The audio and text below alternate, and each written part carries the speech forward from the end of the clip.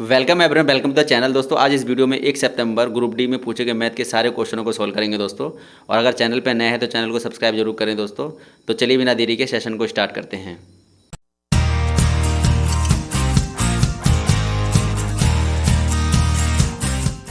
चलिए दोस्तों, ये पहला क्वेश्चन से बनाते हैं। देखो क्या कह रहा है। दो व्यक्ति ए और बी की आयु का योग 26 वर्ष है। 3 वर्ष पहले ए की आयु बी की आयु का 3/2 था, तो बी की आयु ज्ञात कीजिए। देखिए दोस्तों, पहले आप इसे बनाएंगे। तो चलिए दोस्तों इसे सॉल्व करते हैं। देखिए क्या कह रहा है।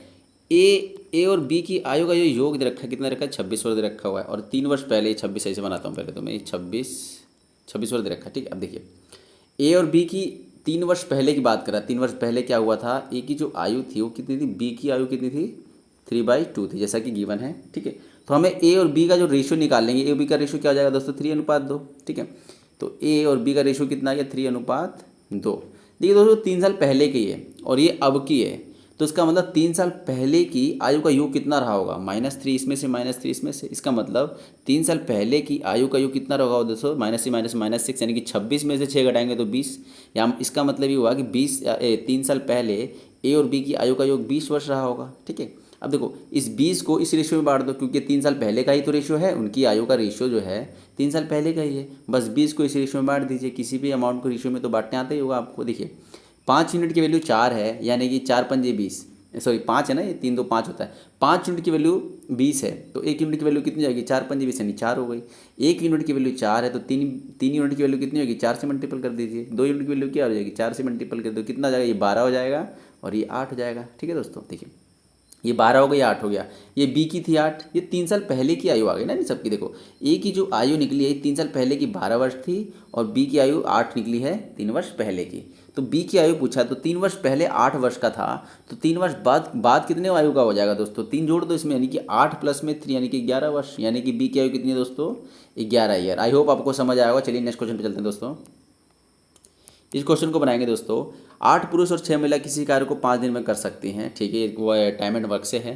तो एक अगर पुरुष, एक मैन एक एम चेयर बनाता है तो 8 इतनी बनाएंगे एक दिन में, और 6 महिलाएं, 6 वुमेन एक दिन में 6 एम बनाएंगी।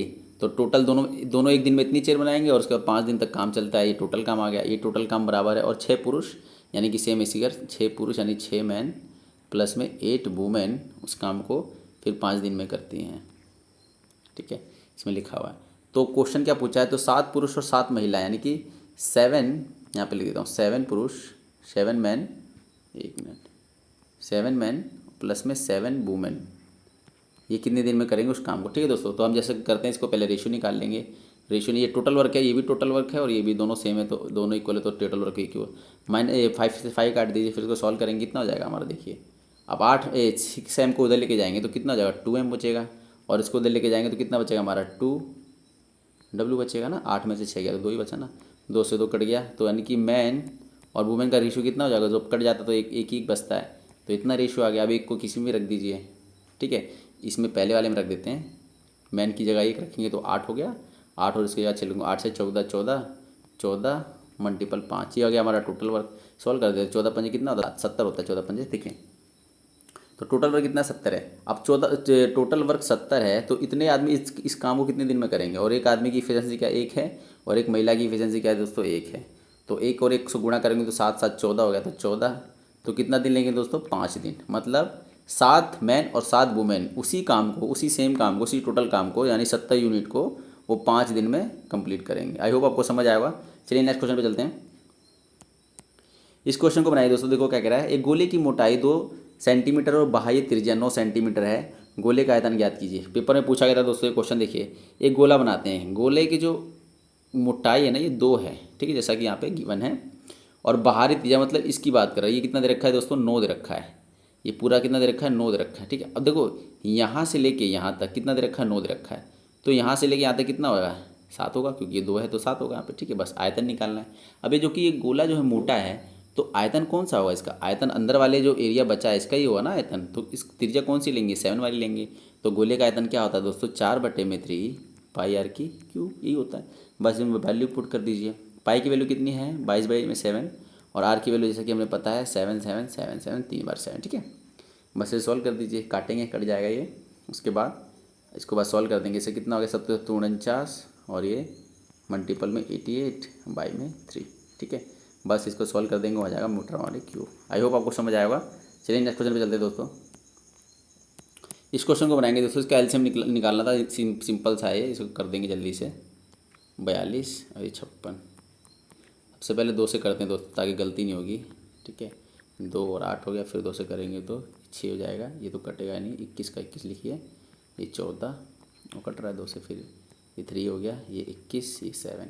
अब 3 से कर देंगे, 3 एकम 3, 3 सत्ते 3 सत्ते, बस अब नहीं जा रहा, 7 से चला जाएगा एक बार में, 1 1 1। ठीक है, इसको गुणा कर दीजिए, 2 दूनी के तो 2 दूनी के 4, 4 दूनी 8, 8 और ये 7 के 21, 21 मल्टीपल 8, तो 8 और 8 दूनी 16, 168। इसका एलसीएम कितना जाएगा दोस्तों?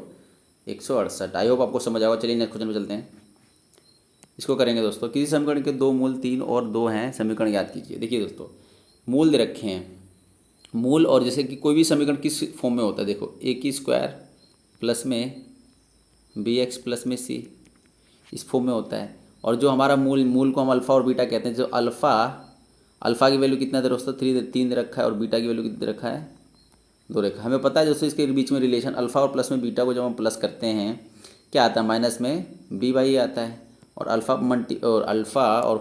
और बीटा को हम मल्टीपल करते हैं तो क्या आता है? सी बाई में ए आता है। ठीक है, देखिए अब देखो, अल्फ़ा की जगह 3 है और बीटा की जगह 2 है, इन दोनों को जमा करेंगे तो 5 आएगा दोस्तों। ठीक है, और अल्फ़ा और मल्टीपल करेंगे तो किसकी वैल्यू 6 आ जाएगी। देखिए इन दोनों को मैंने प्लस किया तो यहाँ लिख दिया 5, इन दोनों को मल्टीपल किया तो मैं यहाँ लिख दिया। ठीक है, अब देखिए हम ऐसा इसलिए कर रहे हैं, हमें ए बी और सी की वैल्यू चाहिए ताकि हम इसमें पुट कर दो, और हमें समीकरण पूछा है इसलिए। ठीक है, तो बस देखिए, इसके नीचे एक होता है, किसी के नीचे, इसके नीचे भी एक होता है। तो देखो ए की वैल्यू 1 नहीं हो गई, देखो ए की वैल्यू 1 हो गई, यहाँ लिख देते हैं। ए की वैल्यू कितनी हो गई? ए की वैल्यू हो गई 1। ठीक है, और बी की वैल्यू कितनी होगी? माइनस का चिन्ह उधर जाएगा तो बी की वैल्यू कितनी जाएगी? माइनस में 5, और सी की वैल्यू 6 दे ही रखा है।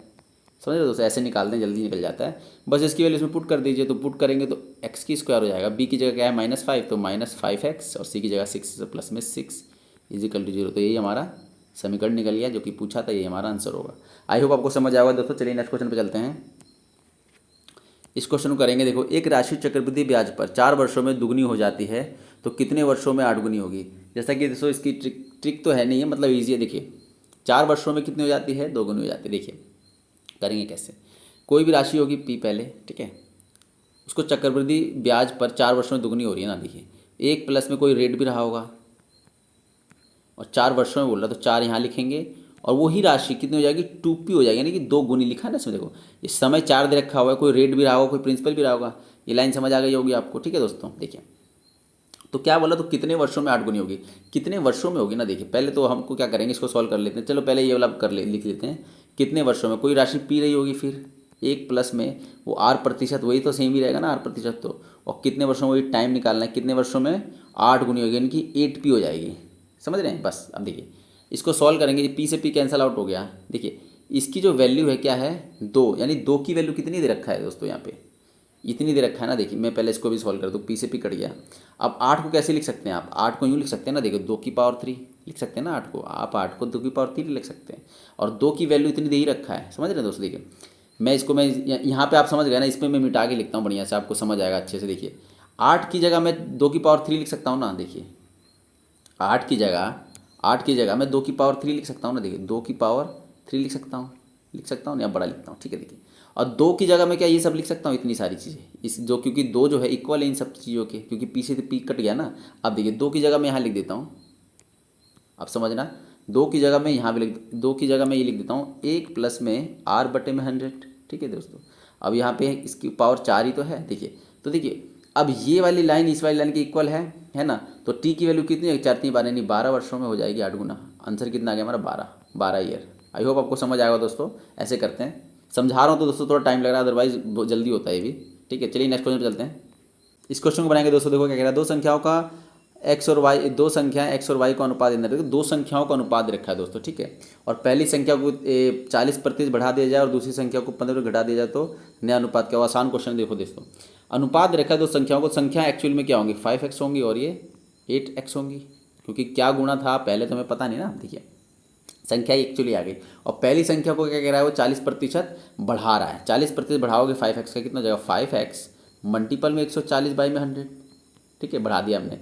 और दूसरी संख्या को क्या कर रहा है दोस्तों, 15% घटा रहा है। अब 8x को 15% घटाओगे तो 8x मल्टीपल 85 के बराबर होगा ना दोस्तों, 85/100 इसके बराबर होगा। बस इसे सॉल्व करिए, इसी का तो अनुपात निकालना था। देखो 100 से 100 कट गया, x से x कट जाएगा, ठीक है। अब क्या बचा हमारे पास, देखिए अब 5 से काटेंगे इसको, 5 से काटेंगे तो ये 5 से कम 5 हो गया, 5 से 35 हो गया, ठीक है दोस्तों। और फिर अब क्या बच गया हमारा, अब इसको हम काट लेते हैं, इसको काटते हैं मैं 4 और ये 70, फिर 2 से काटेंगे तो 35 और ये 2। अब कितना रह गया, अपनी कुछ नहीं कट रहा था तो ऊपर कितना गया 35 और नीचे क्या होगा 17 दूनी 34। तो अनुपात कितना लिया दोस्तों, 35:34। आई होप आपको समझ आएगा दोस्तों। चलिए नेक्स्ट क्वेश्चन पे चलते हैं।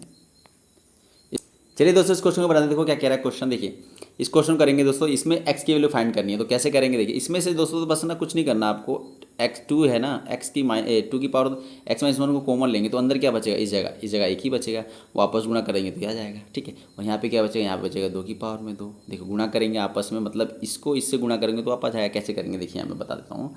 2x-1 जब इसको गुणा करेंगे तो देखो आधार जब सेम होते हैं बीच में गुणा सकते हैं, क्या होते हैं जुड़ जाती हैं, तो जुड़ेगा तो क्या आ जाएगा हमारा 2 की पावर में x+1 आ जाएगा वापस। देखिए वापस आ गया कि नहीं, वाला आ गया कि नहीं। तो इसका मतलब ये होगा कि हम सही जा रहे हैं, ठीक है। और उसके बाद अगला आगे करेंगे इसको सॉल्व, इसको मैं थोड़ा सा रफ कर देता हूँ। तो कितना है 320 है, ठीक है। अब इसको सॉल्व करेंगे, इसको जब हम सॉल्व करेंगे तो दूनी की 4 और 1 5 यानी कि 5 हो गया ये, और 2x-1 मल्टीपल ये 320 है, ठीक है। अब देखिए इसे काटेंगे 5 से, 5 36, 5 चौके 20 हो गया। अब ये 2 की पावर में x-1 यही है और ये 64 है। 64 को हम कैसे लिख सकते हैं, दो के गुणनज में, देखिए 2 की पावर 6 लिख सकते हैं, मतलब 2 को 6 बार 6 बार अगर गुणा करेंगे, देखिए 2 मल्टीपल 2 मल्टीपल 2 मल्टीपल 2 मल्टीपल में 2 और मल्टीपल में 2, ठीक है। इसको आज आप गुणा करोगे तो 64 ही आ रहा है 64। इसका मतलब देखिए ये जब इसके इक्वल है तो ऊपर वाले भी इसके इक्वल होंगे। इसका मतलब x-1 की जो वैल्यू है कितनी है दोस्तों, 6 है। तो x की वैल्यू कितनी जाएगी दोस्तों, माइनस उधर जाएगा तो x की वैल्यू कितनी जाएगी दोस्तों, 7 समझ रहे हो। तो x की वैल्यू कितनी है दोस्तों 7। आई होप आपको समझ आया होगा। चलिए नेक्स्ट क्वेश्चन पे चलते हैं। इस क्वेश्चन को बनाइए दोस्तों, ये भी उसी टाइप का क्वेश्चन है। देखिए ये दोनों आधार सेम है और बीच में इक्वल है, इजी क्वेश्चन है, जल्दी हो जाएगा ये। तो देखो ये आधार इक्वल है, बीच में वो क्या है बराबर है, तो क्या आने का मतलब ये है कि ये आधार भी इसके सही होंगे, मतलब आधार भी सेम होंगे ना। तो x+4 = 7। तो x की वैल्यू कितनी जाएगी दोस्तों, 7 में से 4 घटाएंगे तो कितना जाएगा 3। इसका मतलब x की वैल्यू कितनी है 3। आई होप आपको समझ आएगा। तो बहुत आसान क्वेश्चन पूछा था दोस्तों पेपर में। चलिए नेक्स्ट क्वेश्चन पे चलते हैं। इस क्वेश्चन को बनाएंगे तो 200 का 18% कितना होगा। कुछ क्वेश्चन आसान बहुत ज़्यादा ही है। देखो ये वाला क्वेश्चन है 18% निकालना, बस कुछ नहीं करो, 200 बटे में 18% निकाल दो इसका। 200 जो काटेंगे कितना जाएगा 36, ठीक है दोस्तों। आई होप आपको समझ आया। चलिए नेक्स्ट क्वेश्चन चलते हैं। इस क्वेश्चन को बनाएंगे तो 900 की राशि का 10% वार्षिक दर से 2 वर्षों का चक्रवृद्धि ब्याज कितना है। देखिए 2 वर्षों चक्रवृद्धि ब्याज निकालना है तो 2 वर्षों का एक रेट ऑफ रिटर्न निकाल लेते हैं पहले चक्रवृद्धि ब्याज। कैसे निकालते हैं, 10 प्लस में 10 मल्टीपल में 10 बटे में 100। इफेक्टिव रेट लगा रहा हूँ दोस्तों, ठीक है। इसको इससे काट देंगे, इससे काट देंगे, कितना हो जाएगा तो 10 10 20 और 21 यानी 21%। इसका मतलब आप 9000 का सीधा 21% निकाल लीजिए। तो 9000 का सीधा 21% ही तो बराबर होगा 2 साल के ब्याज के दोस्तों। तो 0 से 0 काट दीजिए, 9 से करेंगे 9 9 दूनी 18 और 1 0 यानी कि 1890 रुपये क्या हो जाएगा हमारा 2 वर्ष का चक्रवृद्धि ब्याज, ठीक है दोस्तों। अगर सेपरेट भी निकालेंगे फिर भी निकल जाएगा, इजी है। आप इसको ऐसे भी निकाल सकते, बताता हूँ। 9000 है, 10% दर से ब्याज है ना, तो 1% के बाद कितना हो जाएगा 110% हो जाएगा। 1 वर्ष के लिए अमाउंट कितनी हो जाएगी 110% के बराबर होगी। और दूसरे ईयर के लिए अमाउंट कितनी हो जाएगी 110 बटे 100 इसके इसी अमाउंट की हो जाएगी वापस, ठीक है। तो बस इसको सॉल्व कर लीजिए। 3 0 से 3 0 2 0 से 2 एक 3 0 कट गई और 1 0 से 1 कट जाएगा। इसको सॉल्व करेंगे कितना जाएगा दोस्तों 121 0 हो गया मल्टीपल में 9। इसको जब सॉल्व करेंगे तो 9 का 9 9 दूनी 18 का 18 चला 1 9 1 10 10,890 आ गया। ये अमाउंट होती है दोस्तों, ठीक है। 2 साल की अमाउंट आ गई। देखिए तो इंटरेस्ट निकालने के लिए अमाउंट में से प्रिंसिपल घटा दीजिए। इसका मतलब 9000 आप घटाएंगे इसमें से तो कितना जाएगा 0 9 8 और ये कितना हो जाएगा हमारा यहाँ पे हो जाएगा 1 यानी कि 1890। आई होप आपको समझ आएगा। चलिए नेक्स्ट क्वेश्चन चलते हैं। इस क्वेश्चन को बनाइए दोस्तों। देखिए ट्रिग्नोमेट्री से है, इसको हम कैसे लिख सकते हैं। देखो एक होता है फॉर्मूला हमारे साइन स्क्वायर थीटा प्लस में कोस स्क्वायर थीटा = 1 ये होता है। अब देखिए साइन स्क्वायर थीटा की जगह क्या मैं इसे 1 माइनस में कोस स्क्वायर थीटा लिख सकता हूँ ना। बस साइन इसकी जगह आप ये पुट कर दीजिए इक्वल में, इसकी जगह पुट करेंगे तो इसको पुट करेंगे तो देखो एक ही स्क्वायर माइनस में कोस स्क्वायर की थीटा ऐसे लिख सकते हैं, क्योंकि एक के ऊपर कितनी भी पावर लिखो कोई फ़र्क नहीं पड़ता कोस थीटा। देखिए अब इसको हम यूँ लिख सकते हैं इस फॉर्म में, ए की स्क्वायर माइनस में बी की स्क्वायर का फॉर्मूला हो गया, तो हम इसको यूँ लिख सकते हैं 1 माइनस में कोस थीटा और 1 प्लस में कोस थीटा, और नीचे तो 1 माइनस में कोस थीटा था ही। ठीक है दोस्तों, तो बस इसको इससे कैंसिल हो जाएगा, फिर हमारा आंसर क्या हो जाएगा ये। ठीक है, आई होप आपको समझ आएगा। इसको हम ऐसे भी लिख सकते हैं और ऑप्शन के ऊपर डिपेंड करता है। ठीक है दोस्तों, चलिए नेक्स्ट क्वेश्चन पे चलते हैं। यदि त्रिभुज के तीनों कोणों का अनुपात इतना है तो सबसे छोटा कोण ज्ञात कीजिए। देखो तो सबसे छोटा कोण ज्ञात करना, हमें पता है कि त्रिभुज के तीनों कोणों का योग 180 होता है। 180 होता है, 180 को इन रेशियो में बांटना है और हमें छोटा कोण निकालना। छोटा कोण कौन सा है दोस्तों? 3 ही है ना, छोटा कोण 3 है। और किसी भी अमाउंट को रेशियो में बांटने के लिए क्या करते हैं? अनुपातिक। टोटल अनुपात कितना है इसका? टोटल अनुपात हमारा हो गया 5 3 8 4 12, यानी कि 12 यूनिट की जो वैल्यू कितनी है? 180 डिग्री नहीं है दोस्तों। ठीक है, तो 1 यूनिट की वैल्यू कितनी जाएगी? 180 बट्टे में 12। 3 यूनिट की वैल्यू निकालनी, 3 से मल्टीपल कर दीजिए, बस यही तो पूछा था। काट दीजिए इसे, यानी कि 3 चौके 12, इससे काटेंगे तो 4 चौके 16 और फिर 4 पंजे 20, यानी कि 45 डिग्री। सबसे छोटा कोण यानी 3 यूनिट की वैल्यू कितनी है दोस्तों? 45 डिग्री, और यही पूछा, तो आंसर हमारा कितना हो जाएगा? 45 डिग्री। आई होप आपको समझ आएगा। चलिए नेक्स्ट क्वेश्चन चलते हैं। इस क्वेश्चन को बनाइए दोस्तों। एक बेलन की ऊंचाई 10.5 सेंटीमीटर और व्यास है 12 सेंटीमीटर, तो बेलन का आयतन ज्ञात कीजिए। देखिए दोस्तों, एक जो बेलन होता है, बेलन का आयतन क्या होता है? बेलन का आयतन होता है पाई आर स्क्वायर है, यही होता है। मतलब आधार का क्षेत्रफल और मल्टीपल हाइट, आधार का क्षेत्रफल मल्टीपल हाइट। आई होप आपको समझ आएगा। किसी भी आकृति का जो आयतन का स्टैंडर्ड फॉर्मूला होता है, आधार का क्षेत्रफल मल्टीपल हाइट। ठीक है, तो इसकी वैल्यू रख दीजिए। आर की ऊंचाई कितनी दे रखी है? व्यास दे रखा है 12, तो आर कितना हो जाएगा? 6 हो जाएगा। आर हमारा कितना हो जाएगा? 6 हो जाएगा।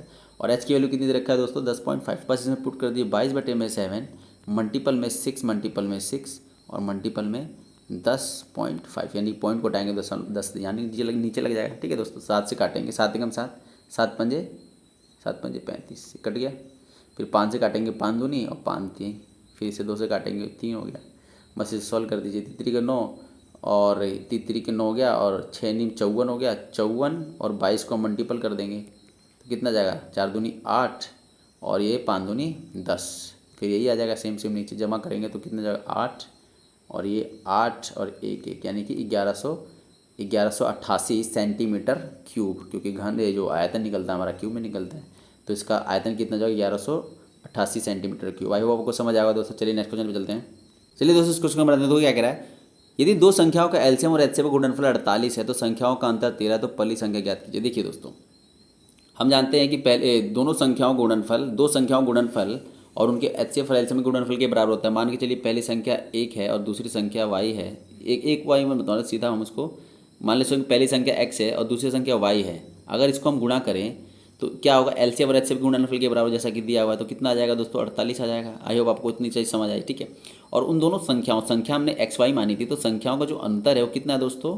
कितना है? 13 है। ठीक है, अब यहाँ पे आप एक दिमाग लगाइए। द्विघात बहुपद आपने जब सॉल्व किया होगा तो उसमें क्या था कि गुणनखंड मेथड से जो हमारा ए और सी को जब मल्टीपल करते तो 48 आता था। तो 48 के ऐसे गुणनखंड निकालते थे जो कि बीच वाला है माइनस प्लस करके इतना है। तो क्या आपको लग नहीं रहा कि वही पैटर्न बन रहा है यहाँ पे? तो 48 के सारे गुणनखंड निकालेंगे तो 16 3 48। ठीक है दोस्तों, दो ऐसे निकलेंगे। 16 को 48 को आप पूरा मतलब फैक्टर करेंगे तो उसमें से दो अमाउंट ऐसे निकालनी है जो गुणा करने पर 48 है और माइनस प्लस करने पर 13 है। तो ऐसी दो ही रकम निकल रही है, 16 3 48, तो गुणा करने पर 48 आ रहा है और 16 में से 3 घटाएंगे तो 13 आ रहा है कि नहीं? तो हमारा दो संख्या कितनी कौन सी निकल जाएगी? 16 और 3, वो संख्या यही होंगी ना दोस्तों। आई होप आपको समझ आया होगा लाइन को। तो पहली संख्या पूछा था, दूसरी संख्या पूछा था, जिस हिसाब से ऑप्शन दे रखा उस हिसाब से आपको मार्क करना था। ठीक है दोस्तों, तो हमारा आंसर 16 होगा या 3 होगा। ठीक है, आई होप आपको समझ आया होगा। चलिए वो दो संख्याएं जो हैं वो 16 और 3 ही हो सकती हैं। ठीक है, चलिए दोस्तों नेक्स्ट क्वेश्चन पे चलते हैं। इस क्वेश्चन को बनाएंगे। राम 90 किलोमीटर की दूरी जाने में 30 किलोमीटर प्रति घंटे की चाल से जाता है और वापस 60 किलोमीटर की गति से वापस आता है, तो इस पूरी यात्रा में औसत चाल कितनी? देखो दोस्तों, औसत चाल निकालना है। तो औसत चाल निकालने का तो फॉर्मूला आपको पता ही होगा, टोटल दूरी और उन दूरी को तय करने में लिया गया टोटल समय, यही होता है। देखिए, तो औसत चाल कितनी? पहले 90 किलोमीटर गया, मान लीजिए चलिए 90 किलोमीटर यहाँ से यहाँ तक की दूरी है। ठीक है, 30 किलोमीटर गया तो समय कितना लिया उसने? 90 किलोमीटर 30 की स्पीड से चलेगा, 90 बटे में 30, यानी कि डिस्टेंस बटे में स्पीड, तो टाइम ही निकलता है। कितना हो गया? 3 आवर निकल गया। ठीक है, और उसके बाद 60 की स्पीड से वापस आता है। 60 की स्पीड से वापस आता है। 60 की स्पीड से जब आता है तो 90 मल्टीपल में 60, तो उसे काटेंगे तो कितना हो जाएगा दोस्तों? ये हमारा आ जाएगा 3 तीतरी के 9 और 3 दूनी 6, यानी कि 3/2 आवर। ठीक है, तो टोटल कितना आ गया? 3 घंटा इसमें लग गया और 3/2 घंटा इसमें लग गया, तो टोटल घंटा कितना आ गया हमारा? इसको जमा कर देंगे 3 प्लस में 3/2, तो करके इसको क्या करेंगे 2, यानी 3 दूनी 6, 6 7 8 9, यानी कि 9, यानी कि 9/2 घंटे लगे। ठीक है दोस्तों, ये हो गया। अब देखिए एक बार जा रहा है और एक बार उसी दूरी को कर रहा है, तो टोटल दूरी कितना लेगा इसने, यानी कि 90 का दुगना यानी कि 180। इस दूरी को कवर करने में कितना घंटा लगा दोस्तों, इसको 9/2 यानी कि 2 को ऊपर लेंगे, इसको सॉल्व कर देंगे, कितना हो जाएगा हमारा, देखिए इसको करेंगे तो 9 दूनी 18 20, और इसको 2 से मल्टीप्लाई करते 40, तो कितना हो जाएगा दोस्तों हमारा ये 40 किलोमीटर पर आवर इसकी स्पीड आएगी, औसत एवरेज स्पीड। ठीक है दोस्तों, आई होप आपको समझ आएगा। तो इसका आंसर कितना जाएगा 40। चलिए दोस्तों नेक्स्ट क्वेश्चन में चलते हैं। इस क्वेश्चन को बनाएंगे दोस्तों। ए किसी टंकी को 30 मिनट में भर सकता है और बी उसी टंकी को 60 मिनट में खाली कर सकता है। यदि दोनों एक साथ खोल दिए जाएं तो टंकी कितने समय में भर जाएगी। ठीक है, देखिए ए किसी टंकी को 30 मिनट में भर सकता है। ए जो है किसी टंकी को 30 मिनट में भर सकता है, 30 मिनट में भर सकता है। भरने के लिए प्लस का चिन्ह लगाते हैं। ठीक है दोस्तों, और बी उसी टंकी को 60 मिनट में क्या करता है दोस्तों, खाली कर देता है। ठीक है, तो इनका एलसीएम कितना हो जाएगा 60 हो जाएगा। अगर हम इसको फिर वापस काटेंगे, टोटल लीटर बोल लो या टोटल वर्क बोल लो, इसको और इससे डिवाइड करेंगे तो कितना आएगा 2 आएगा, ये 1 आएगा। देखिए ए जो टंकी में 2 लीटर डाल रहा है और बी पानी 1 लीटर निकाल रहा है, तो एक घंटे में नेट कितना लीटर पानी जा रहा है टंकी में दोस्तों, 1 लीटर जा रहा है, 1 लीटर जा रहा है। 1 घंटे में 1 लीटर जा रहा है और 60 लीटर भरना है, तो कितना समय लगेगा, तो 60/1 यानी कि 60 लीटर, 60 मिनट लगेगा ना दोस्तों, 60 लीटर नहीं 60 मिनट लगेगा। ठीक है, तो कितनी देर में भर जाएगी टंकी, 60 मिनट में वो पूरी भर जाएगी। आई होप आपको समझ आएगा दोस्तों। चलिए नेक्स्ट क्वेश्चन पे चलते हैं। इस क्वेश्चन को बनाए दोस्तों, देखो अलजेब्रा से है, इसकी वैल्यू दे रखा हुआ है और इसकी वैल्यू निकालनी है। देखो तो इसकी जो वैल्यू निकालनी है, देखो स्क्वायर है दोनों साइड, इसका मतलब इन दोनों को बोथ साइड स्क्वायर करना पड़ेगा। जब बोथ साइड स्क्वायर करेंगे, मैं डायरेक्ट फॉर्मूला लिख देता हूँ इसके ऊपर। देखो इसको जब बोथ साइड स्क्वायर करेंगे तो एक्स की स्क्वायर हो जाएगा, प्लस में 1/x की स्क्वायर हो जाएगा। जब इसको सॉल्व करेंगे तो 2, और ये पहली मल्टीपल में दूसरी, इधर का हमने स्क्वायर कर लिया तो खुल के इतना आया। ठीक है दोस्तों, और फिर दूसरे का करेंगे तो कितना जाएगा, दूसरे करेंगे 3 के 9, यही होगा। इससे कट जाएगा प्लस का 2, तो एक्स की स्क्वायर प्लस में 1/x की स्क्वायर, और ये 9 है, और ये प्लस में जो 2 है उधर जाएगा बराबर कितना जाएगा, माइनस में हो जाएगा, तो इसका मतलब 7 आ जाएगा। इसका मतलब ये 9 में से 2 घटाएंगे तो 7 आ जाएगा। इसका मतलब इसकी वैल्यू कितनी है दोस्तों 7। आई होप आपको समझ आएगा। चलिए नेक्स्ट क्वेश्चन पे चलते हैं। इस क्वेश्चन को बनाएंगे दोस्तों।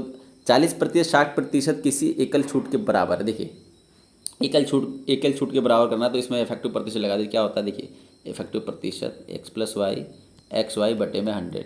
ठीक है, मल्टीपल ये होता है। अब देखो 40 से 60 है। अब इसको क्या करेंगे, हम एकल छूट के बराबर करेंगे। एकल छूट के बराबर करेंगे तो ये डिस्काउंट के तो माइनस माइनस में, तो माइनस में कर लेंगे इसको। माइनस में 40, माइनस में 60, और माइनस को माइनस से गुणा करेंगे तो क्या हो जाता है, प्लस हो जाता है।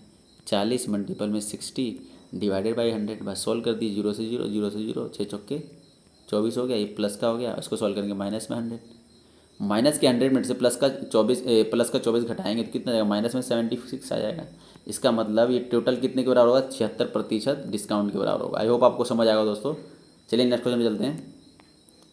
इस क्वेश्चन को करेंगे दोस्तों। देखिए एक्स वाई की वैल्यू 28 है और एक्स माइनस वाई की वैल्यू उतनी है, तो इसकी वैल्यू निकालिए। बस कुछ नहीं दोस्तों, इन दोनों समीकरणों को आपस में सोल्व कर दीजिए। सॉल्व करेंगे, देखिए इसके नीचे लिख देता हूँ मैं, एक्स माइनस में वाई इजिकल टू कितना दे रखा है, 12 दे रखा है। इन दोनों समीकरणों को जोड़ दीजिए। जोड़ेंगे तो ये कट जाएगा, माइनस प्लस से कट जाता है ना, और एक्स और एक्स कितना जाएगा हमारा 2x हो जाएगा। इसको जोड़ेंगे कितना जाएगा, 8 2 10 का 0, हासिल लग गया 1 3 और 1 4, यानी कि एक्स की जो वैल्यू निकल गई दोस्तों, काटेंगे तो 20 आ जाएगी 20। अब देखिए एक्स की वैल्यू 20 आ गई।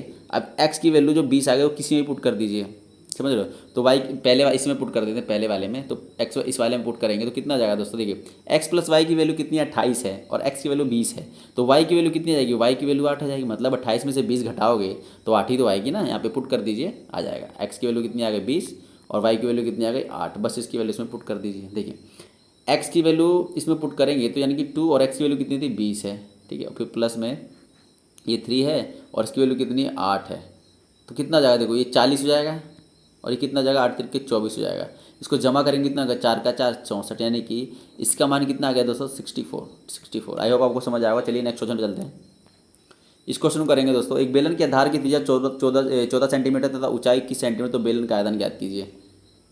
बेलन का आयतन शायद एक क्वेश्चन हो गया, नहीं चलो कोई बात नहीं, कर देते हैं, इससे अलग है थोड़ा सा। ये बेलन के आधार की त्रिज्या दे रखी 14, बेलन का आयतन क्या होता है दोस्तों, πr²h।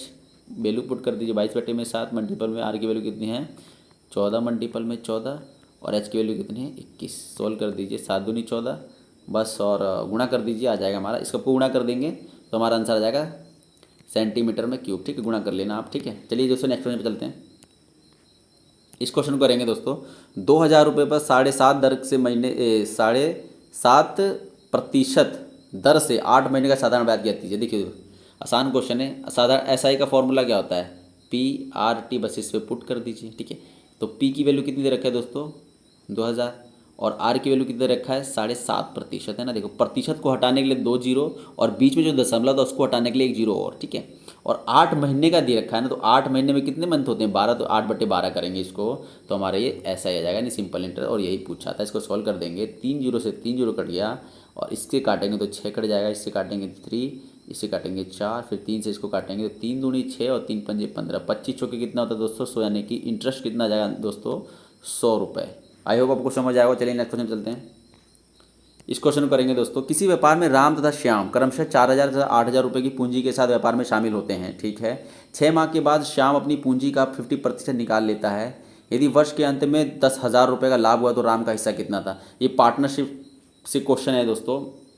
पार्टनरशिप में क्या होता है, जितनी भी जो भी पैसे इन्वेस्ट करता है शुरू में बिजनेस में, टाइम में देखा जाता है कितने समय तक के लिए वो टाइम में यूज हो जाता है और उसी के रेशियो के बराबर प्रॉफिट को बांटते हैं। ठीक है, आई होप आपको उतना बात समझ आता होगा। देखिए श्याम राम कितना है, देखो राम और श्याम, राम कितना ला रहा है 4,000। ठीक है, 4,000 ला रहा है और ये कितना ला रहा है ये 8,000।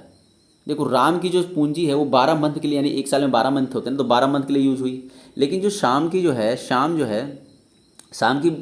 शाम की जो पूंजी है वो 6 महीने के लिए यूज़ हुई। लेकिन 6 महीने के बाद क्या हुआ, इसने क्या किया इसमें से निकाल लिया। देखिए जितनी यूज़ हुई जितने मंथ के लिए वो करना है। देखो इससे पहले तो मैं कर देता हूँ। देखो 8,000 के मंथ 6 महीने के लिए यूज़ हुई। उसके बाद क्या हुआ दोस्तों, उसके बाद ये हुआ कि 6 महीने के बाद उसने आधा 50% निकाल लिया। मतलब 8,000 का 50% कितना होता है 4,000, निकल 4,000 निकाल लिया। तो अब कितना बचा उसका व्यापार में 4,000 ही बचा। वो 4,000 जो है वो कितने कितने महीने के लिए यूज़ होगा, अगले 6 महीने के लिए अब ये यूज़ होगा। ठीक है दोस्तों, तो इसका रेशियो और इसका रेशियो, इसी रेशियो में हम इसके प्रॉफिट में बिजनेस में जो भी प्रॉफिट होता है उसको बांटते हैं। ठीक है, अब इसको सॉल्व करेंगे। देखिए इसको सॉल्व करेंगे तो कैसे करेंगे, देखो ये 6 है, ये 6 है। अगर 6 को आप कॉमन लेंगे तो अंदर कितना बचेगा 8,000 और 4,000, तो इसको जमा करेंगे क्योंकि बीच में जमा है ना, तो कितना हो जाएगा 8 4 12,000 हो जाएगा ना दोस्तों 12,000। ठीक है, और ये पॉइंट लग जाएगा यहाँ पे, ये 12 मल्टीपल में 4,000। ठीक है, बस अब देखो सारी चीज़ें गुणा में हैं, बस ये 3 जीरो से 3 जीरो कट जाएगा और 4 3 12 चला जाएगा और ये 3 चौके 12 हो जाएगा। फिर इसे काटेंगे 3 और इसको काटेंगे, तो अनुपात कितना आ गया दोस्तों 2:3।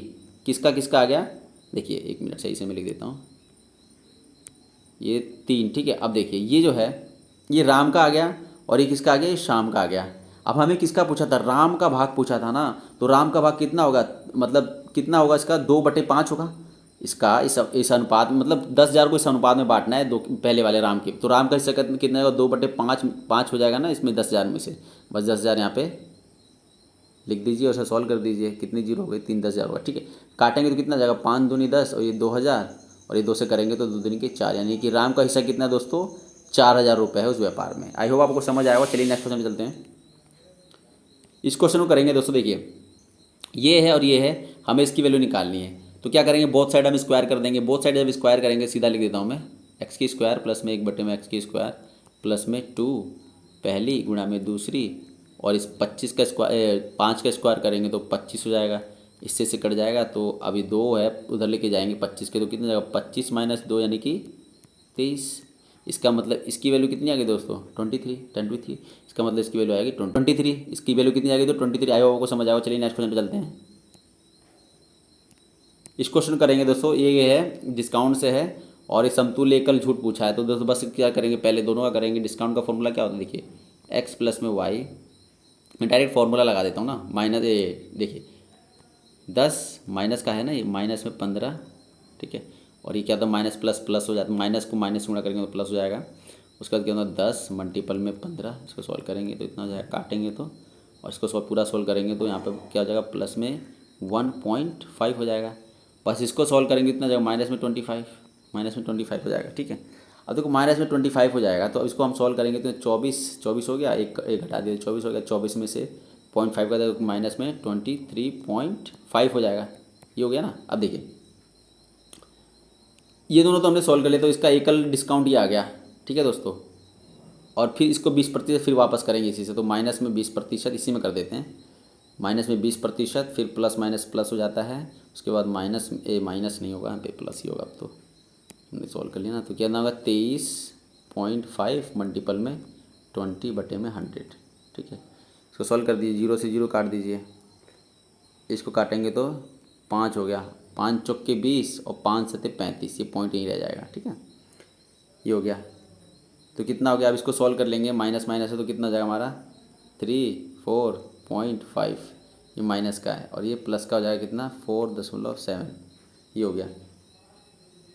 तो बस इसको सॉल्व कर लेंगे यहाँ से, 43.5 में से 4.7 घटाएंगे, कितना जाएगा, 15 में से 7 गया 8 बचेगा, और यहाँ पे 12 में से 4 गया तो 8 बचेगा, और यहाँ पे कितना बच जाएगा दोस्तों, यहाँ पे हमारा हो जाएगा 3, यानी कि 38, और माइनस दिखा रहा है कि डिस्काउंट ही है ये, तो कितना एकल कितना प्रतिशत हो जाएगा दोस्तों, 38.8% का एकल हो जाएगा हमारा ये डिस्काउंट। ठीक है दोस्तों, आई होप आपको समझ आएगा। चलिए नेक्स्ट क्वेश्चन पे चलते हैं। तो इस वीडियो सेशन में सारे क्वेश्चन सोल्व हो गए दोस्तों। अगर सेशन पसंद आया तो सेशन को लाइक जरूर करना दोस्तों। मिलते हैं किसी नेक्स्ट वीडियो में, तब तक के लिए जय हिंद दोस्तों।